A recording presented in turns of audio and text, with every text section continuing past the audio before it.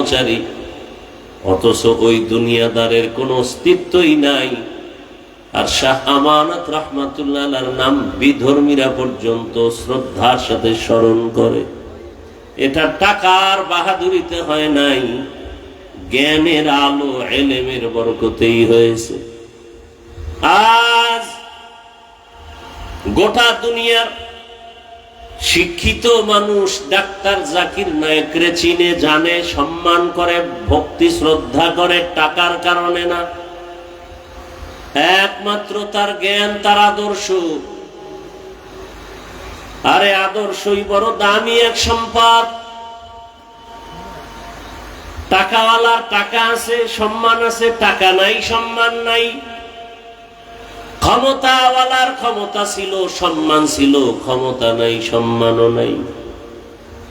আর আমাদের আল্লাহ ইলমে দ্বীন দান করেছেন।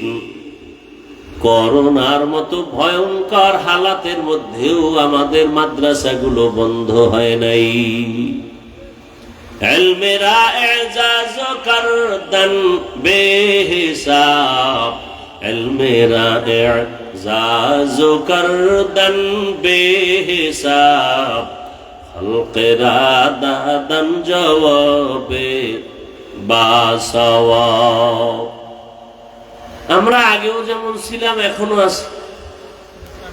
আর আমরা বলতে যারা একেবারে কওমি অঙ্গনের,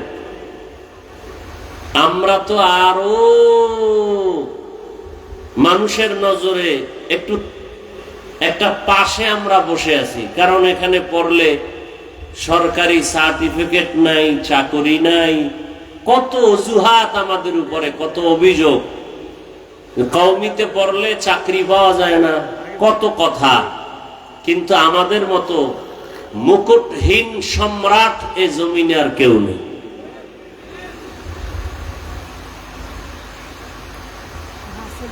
একমাত্র ইলমের বরকত।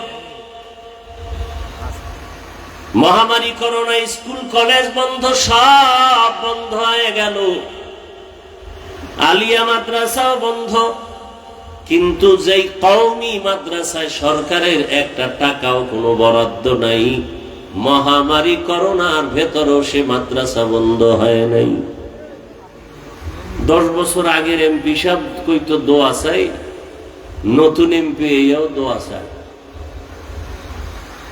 এটার নাম সম্মান। টাকা দিয়া কিনা যায় না সম্মান। টাকার সম্মান আজ আছে, কাল থাকে না। ভোটের আগের রাত্রে আপনারা সম্মান বিক্রি করছেন না? কথা কয় না। ওই ভোটের আগের রাত্রে পায়খানা খাইছেন না? প্রার্থীর থেকে নিজের ইজ্জত বিক্রি করে এখন মাইয়া দেখেন হিজরত করে, বউ হিজরত করে। বিষয় কি? বলে যে কিনে নিছি না ভোটের আগের রাত্রে, চিল্লানির কোনো দরকার নাই। টাকায় সম্মান বিক্রি করে ফেলেছেন, সম্মান শেষ। আর আমাদের সম্মান টাকায় কিনি নেয়, রসুলের সুন্নত দিয়ে সম্মান নিয়েছে। সুন্নত আছে, সম্মানও আছে। আগের এমপিরাও দোয়া চাইতো, এখনো কি চায়? দোয়া চায়। চোখের দিকে তাকায় কথা বলার সাহস কোনো মাস্তানের নাই। এ সম্মান কে দিছেন? ইলমেরা এজাজ করদান বেহিসাব, খলকেরা দাদান জওয়াবে বাসওয়াব, হক না দারদ দুস্তে খলকা জারেরা, নিস্তে ই খসলত কে দিন দারেরা। এই যে কথাগুলো বলতেছি, এটা কি গাইবি আওয়াজ, গোপন কথা না নগদ? এগুলো দেখে কেন আপনি টুপি পরেন না, দাড়ি রাখেন না? সমস্যাটা কি?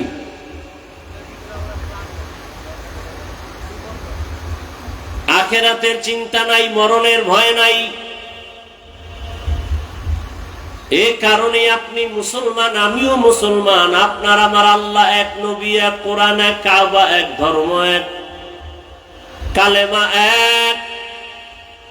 অথচ আমি টুপি খুলতে লজ্জা পাই, আপনি টুপি দিতে লজ্জা পান। আমি নামাজ না পড়লে লজ্জা, আপনি নামাজ পড়তে গেলে লজ্জা। আমি দাড়ি না রাখলে লজ্জা, আপনি দাড়ি রাখতে গেলে লজ্জা। আবার কোন নেফাকি অন্তরওয়ালা পণ্ডিত কয় দাড়ি না রাখলে অসুবিধা কি? দাড়ির মধ্যেই কি ইসলাম? টুপির মধ্যেই কি ইসলাম? পোশাকের ভেতরে কি ইসলাম? পর্দার ভেতরে কি ইসলাম? প্রশ্ন করার মানে কি? যে পর্দার মধ্যে ইসলাম সীমাবদ্ধ না, টুপির মধ্যে না, তাহলে টুপিতে ইসলাম নাই, দাড়িতে নাই, পাগড়িতে নাই, পোশাকে নাই, তো ইসলাম কই? পাকিস্তান, ইন্ডিয়া, ইসলাম কোথায়? দাড়ির মধ্যে যদি ইসলাম না থাকে তো ইসলাম কোথায়? আল্লাহ হেদায়েত দান করুন। এই সমস্ত প্রশ্ন তারাই করে যারা দুনিয়া লোভী, হয়তো ক্ষমতার লোভ, না হয় টাকার লোভ, না হয় যৌবনের লোভ। আল্লাহ হেদায়েত দান করেন। এজন্য আল্লাহ বলেন, ইয়া আইয়ুহাল্লাযীনা আমানুত্তাকুল্লাহ ওয়াল তানজুর নাফসুম মা কদ্দামাত লিগাদিন ওয়াত্তাকুল্লাহ ইন্নাল্লাহা খাবীরুম বিমা তা'মালুন।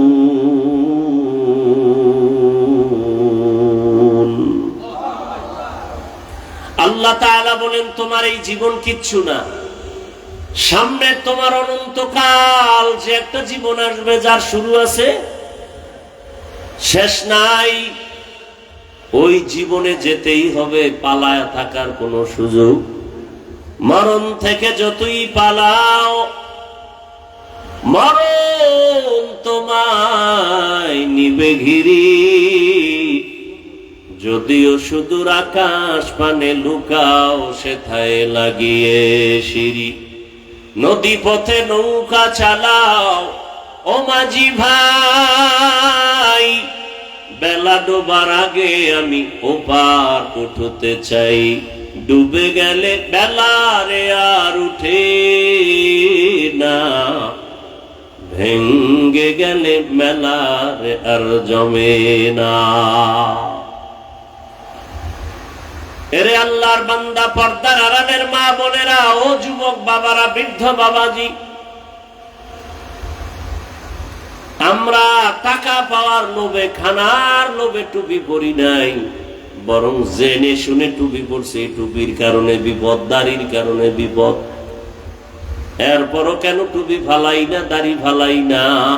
একমাত্র কারণ, দুনিয়ার কোনো মূল্য নাই, আল্লাহর আদালতে হাজির হতে হবে। আর চোখের সামনে তাকায় দেখলাম, টাকা টাকা টাকা করে যারা দৌড়ায়, ওরা টাকাও পায় না, নিজেরও হারায় ফেলে। না নিজের সন্তান পেল, না মা পেল, না বাবা পেল। আমার সোনার বাংলাদেশের কোটি কোটি, হাজার হাজার কোটি টাকার মালিক চাইলে তারা তাদের টাকায় বাংলাদেশের সরকারেরা চলে, এই দেশটা কয়েকবার কিনতে পারে, এমন টাকার মালিক। কিন্তু কপাল এত খারাপ, মা মরিয়া গেল, জানাজায় যেতে পারে না কাছে থেকে। কারণ এমন গুণ অর্জন করছে, জানাজায় গেলেই মানুষ জুতা দিয়া মারবে। কেমন কপাল! বাংলাদেশে কিনার মতো টাকা, যাদের টাকায় সরকারেরা চলে, মা মারা গেল, জানাজায় যেতে পারে না। কেমন কপাল! তাহলে লাভ হইল কি? 10 তলা বিল্ডিং করলো, ঘুমাতে পারে না, জঙ্গলে দৌড়ায়। বিল্ডিং শান্তি না, খেরের ঘর ভালো, রিক্সা চালানো ভালো। সুইস ব্যাংকে কোটি কোটি কোটি টাকা রাখলে কি লাভ হবে যদি চেক বই না থাকে? 10 তলা বিল্ডিং থাকলে কি লাভ হবে যদি ওই বিল্ডিং এ ঘুমানোর সুযোগ না হয়? এর চেয়ে রিক্সাওয়ালা বড় শান্তিতে আছে। সব কথার মূল কথা, আমার নবীর মতো আর দামি কে হতে পারে? সেই নবীও দোয়া করেন, হে মালিক, তুমি আমাকে গরিবী হালাতে বাঁচাও, গরিবী হালাতে মরণ দাও, হাসরের ময়দানে গরিবদের সাথে তুমি হাসর করাও। নবী বলেন, গরিবেরা ভয় পেও না, বড় লোকের বাড়ি গাড়ি দেখে আফসোস করিস না, বড় লোকের 500 বছর আগে গরিবেরা জান্নাতে যাবে। টাকা পয়সা কিছু না, পরকাল জীবনটাকে সুন্দর করো, এখান থেকে তৈরি করে নাও। দুনিয়ার কোনো দাম নাই। قال النبي صلى الله عليه وآله وسلم الدنيا خلقت لكم وأنكم خلقتم للآخرة। দুনিয়াতে যাহা কিছু দেখো সব তোমার আমার গোলাম, আর তুমি আমি আল্লাহর গোলাম। গর্তের পিপিলিকার খানা কে দেন? আরো আস্তে করে বলেন। জঙ্গলের প্রাণী পশু পাখির খানা কে দেন? আল্লাহ। নদীর মধ্যে হাজার ধরনের মাছ, মাছের খানা কে দেন? ওরা দামি না আমরা দামি? তো পিপিলিকার খানা যদি আল্লাহ দিতে পারে, আমগো দিবে না? কি ইয়া আইয়ুহান নাস আনতুমুল ফুকারা ইলাল্লাহ। ও দুনিয়ার মানুষ, তোমরা সব ফকির, ধনীকে। ওয়াল্লাহু হুয়াল গানিয়্যুল হামিদ।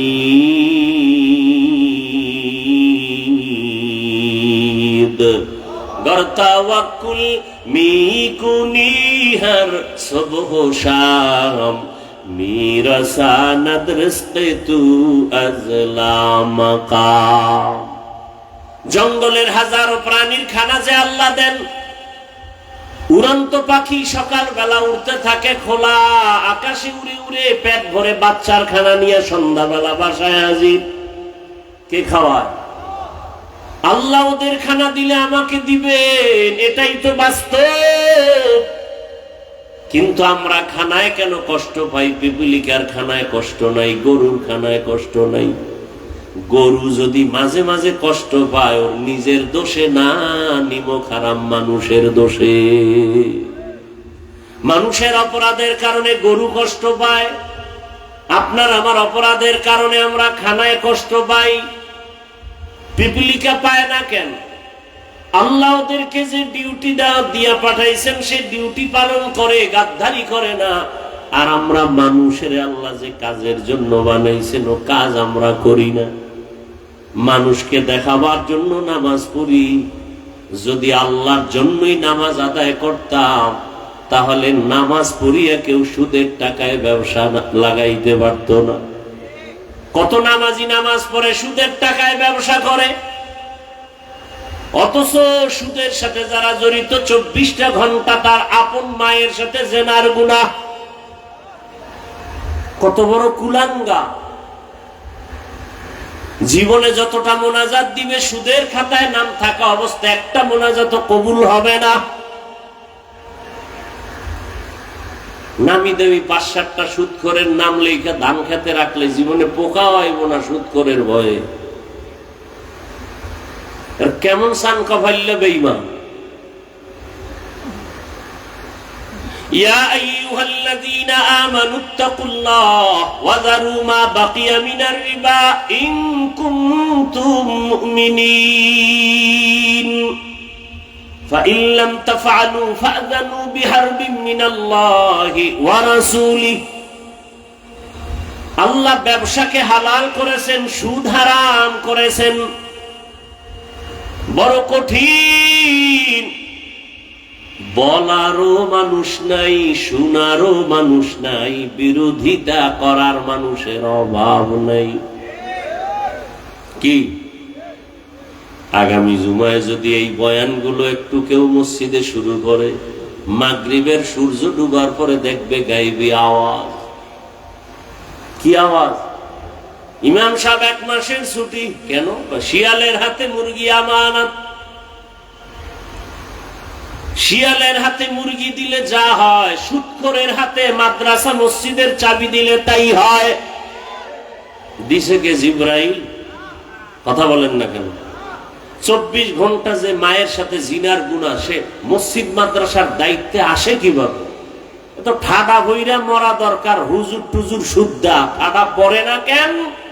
মদিনাওয়ালা মুহাম্মদের উম্মত হওয়ার কারণ। জিন্দেগি মে বন্দেগি তু করনা হে, जिंदगी में बंदगी तू करना है, जिंदगी बे बंदगी शर्मिंदा है, जिंदगी बे बंदगी शर्मिंदा है। यहाँ हम सब मुसाफिर दिल ना लगा, अहले दिल की नजर से रूह करता जा। यहाँ हम सब मुसाफिर दिल ना लगा,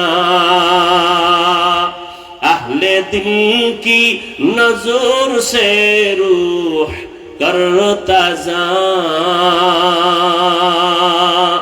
शाह दौलत सब फकीर गर नेक ने है, शाह दौलत सब फकीर गर नेक ने है, जिंदगी में बंदगी तू करना है, जिंदगी बे बंदगी शर्मिंदा है, जिंदगी बे बंदगी शर्मिंदा है। जिंदगी में बंदगी कुन बंदगी, बंदगी बे जिंदगी शर्मिंदगी। ভাইরা আমার, আল্লাহ তাআলা বলেন তোমার স্থায়ী জীবনের জন্য সম্বল সঞ্চয় করো, কারণ আজ তোমার কোনো অভাব যদি দেখা যায় তা পূরণের সুযোগ আছে। চোখ বন্ধ হয়ে গেলে, অভাব পড়লে একটা নেকের টানেও হাসরের ময়দানে উপকার কেউ করবে না।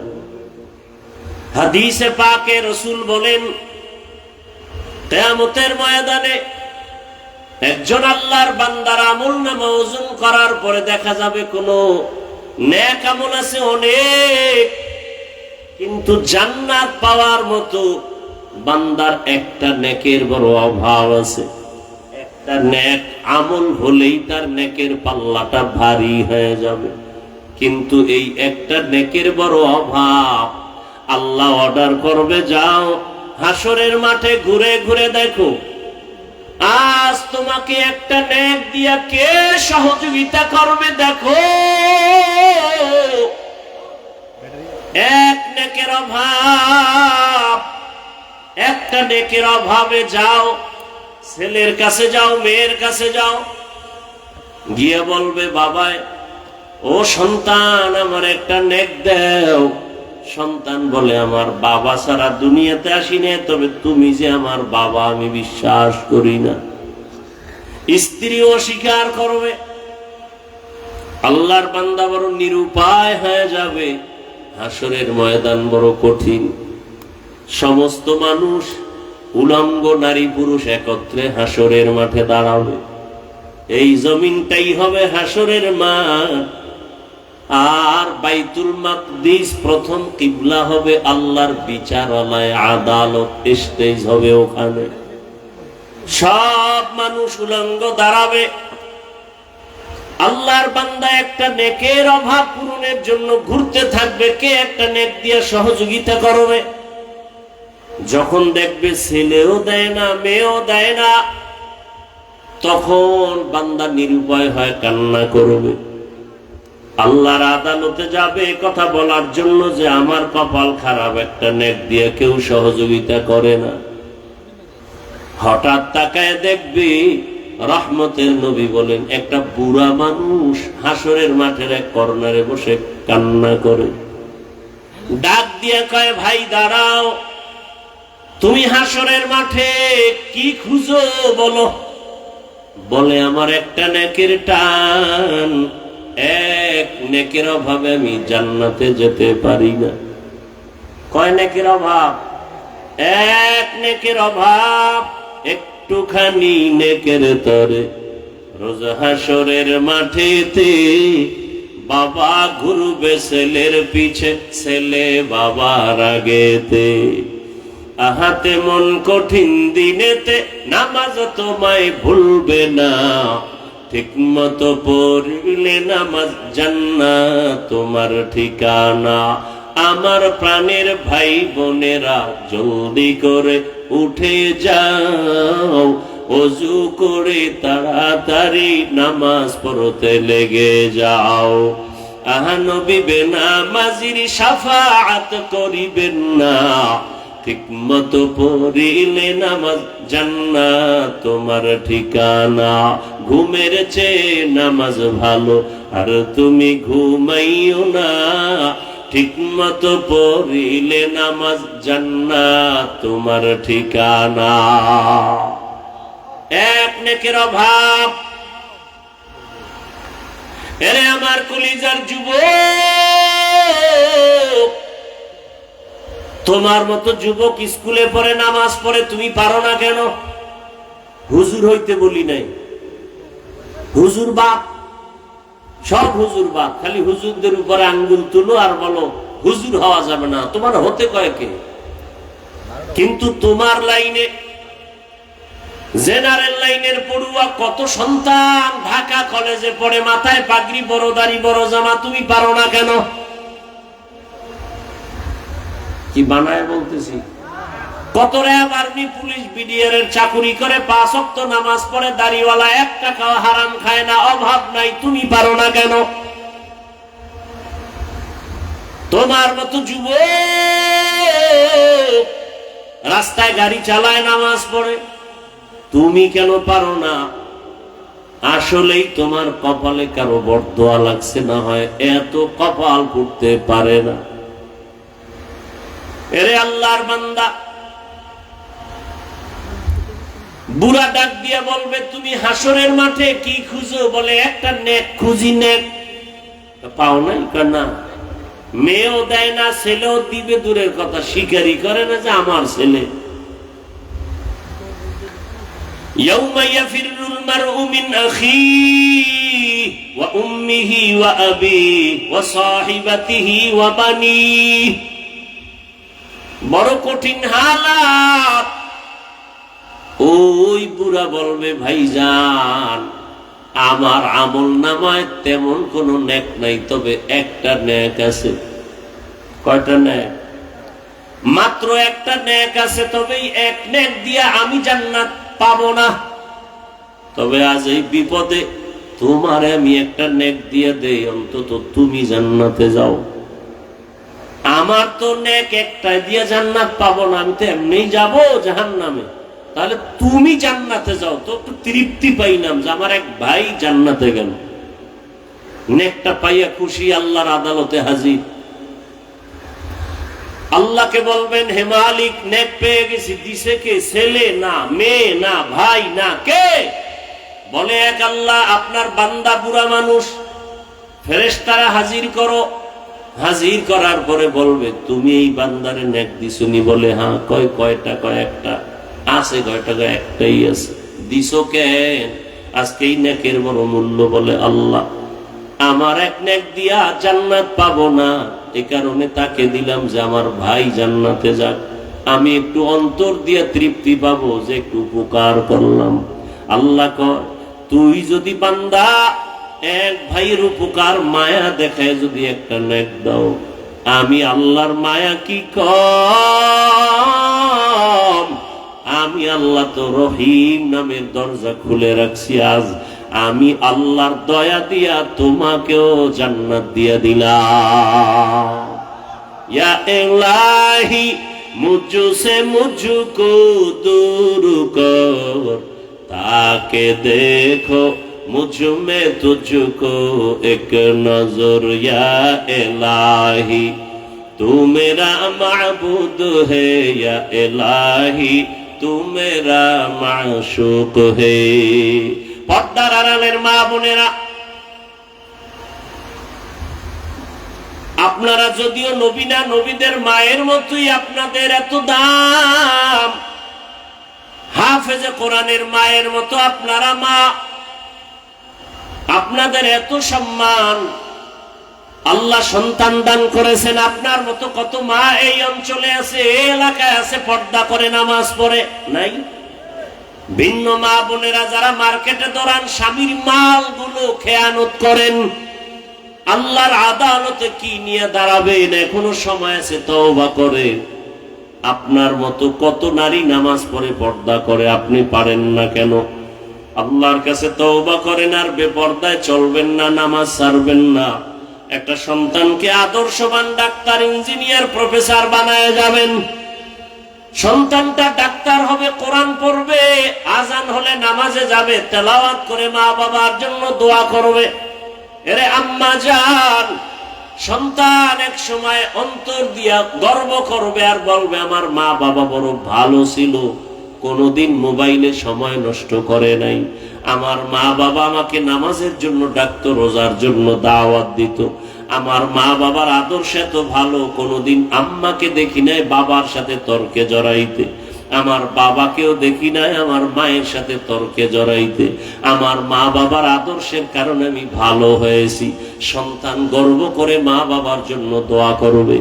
আর যদি আবার খারাপ আদর্শ রেখে যান, সন্তান এক সময় ধিক্কার দিয়া বলবে, মা বাবার কারণে আমিও খারাপ হয়ে গেলাম।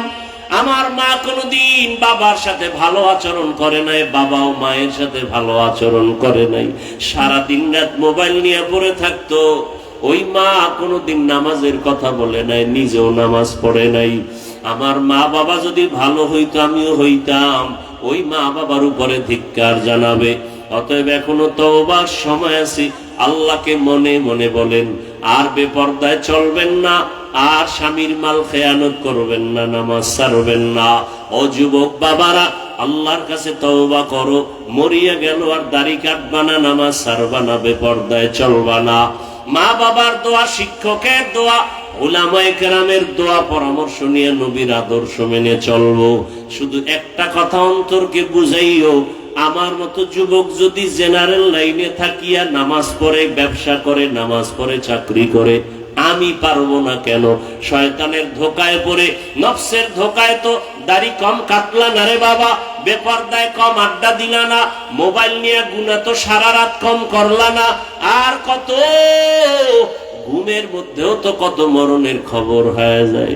রমজানের ঈদের আগে পরে কত লাশ পানির মধ্যে গাড়ি চলে গেল।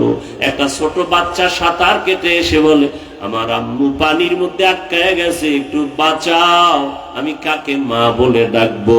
এই তো দুনিয়ারে বাবা, এখনো সময় আছে, তওবা করো। মনে মনে আল্লাহকে বলো, মরিয়ে গেল আর দাড়ি কাটবা না, নামাজ ছাড়বা না, বেপর্দায় চলবা না। তওবা সবার কপালে নসিব হবে না। আবু জাহাল নবীজিকে 13 বছর দেখলো, বয়ান শুনলো, কপালে কালেমা আসে নাই, হেদায়াত আসে নাই। আর 27 বছরের যুবক ওমরের মতো বান্দা তরবারি নিয়ে নবীকে জবাই করতে গিয়া কালেমাওয়ালা হয়ে গেল। এটাই হেদায়াতের দরজা। আল্লাহ যাকে কবুল করবেন সে হেদায়াত পাবে। যার কপাল খারাপ, মা বাবার বরদোয়া, শিক্ষকের বরদোয়া, উলামায়ে কেরামের বরদোয়া, কপালে হেদায়েতের দরজা বন্ধ। এখনো সময় আছে, তওবা করো। যার অন্তর তৈরি হয়ে আছে, খাঁটি অন্তরে তওবা করলেই মুহূর্তে আমার আল্লাহ জীবনের গুনাহ মাফ করে দিবেন। ও আল্লাহ, মেহেরবানি করে তওবাওয়ালা জীবন দান করেন, গুনাহমুক্ত জীবন দান করেন। মা বাবার দোয়া, শিক্ষকের দোয়া, উলামায়ে কেরামের দোয়া নিয়ে নবীজির সুন্নাতওয়ালা জীবনে চলার তৌফিক দান করেন। আমিন, আলহামদুলিল্লাহি রাব্বিল আলামিন। والصلاة والسلام على سيد الأنبياء والمرسلين وعلى آله وأصحابه أجمعين.